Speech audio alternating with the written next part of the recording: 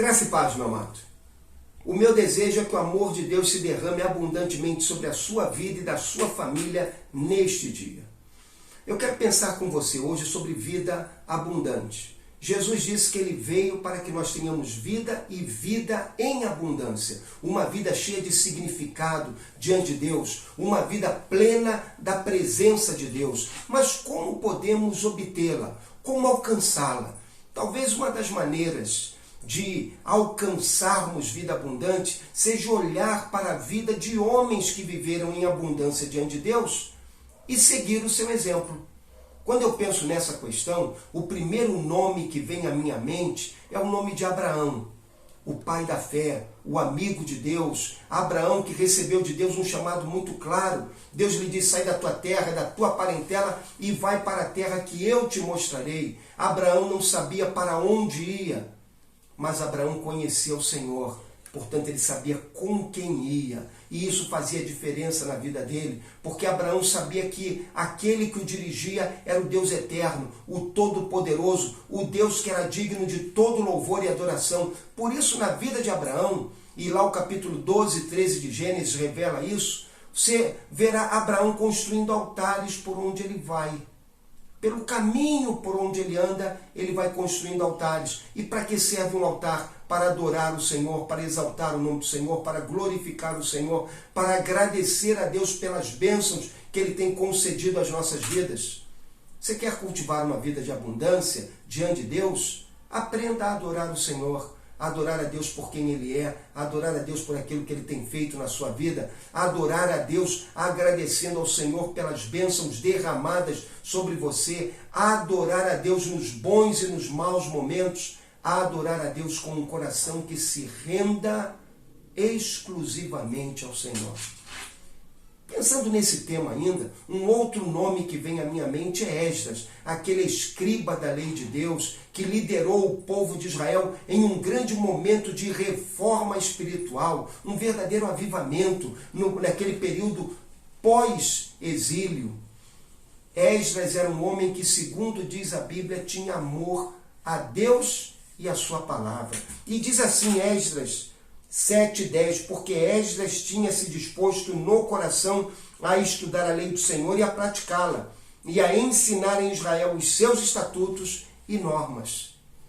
Esdras nos ensina uma coisa muito simples sobre a vida abundante.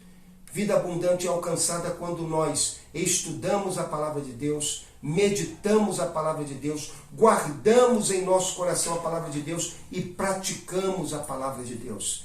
Esdras tinha consciência que a palavra de Deus é poderosa para transformar a nossa vida.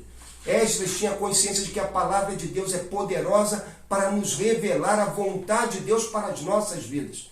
Dessa maneira, Esdras media a sua vida pela palavra.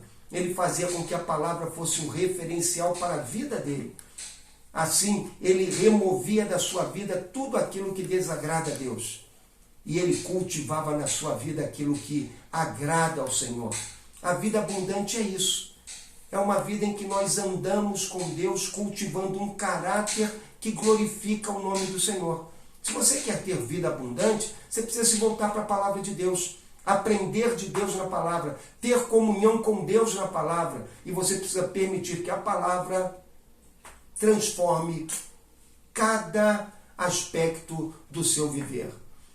Outro homem que eu quero meditar com vocês nessa ocasião se chama Daniel. E a Bíblia diz o seguinte, Daniel, lá em Daniel capítulo 6, verso 10.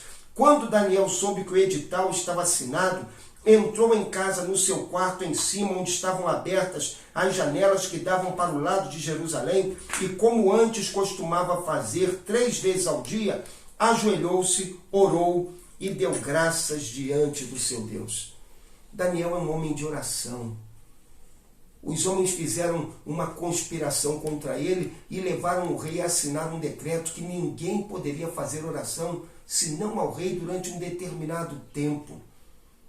Daniel não se abalou. Daniel continuou na sua atitude. Subiu para o seu quarto, dobrou seus joelhos diante de Deus e buscou a face de Deus como ele costumava fazer 3 vezes ao dia. Daniel era um homem de oração. Pela oração, ele comungava com Deus. Pela oração, ele conhecia a Deus. Pela oração, ele experimentava na sua vida a presença e a direção de Deus. Pela oração, ele via coisas extraordinárias acontecerem ao seu redor, realizadas por Deus.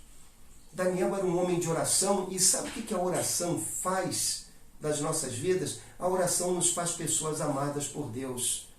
E a Bíblia diz Daniel, homem muito amado. E quando ela diz isso, ela diz no contexto da oração, porque ele costumava buscar continuamente a face do Senhor.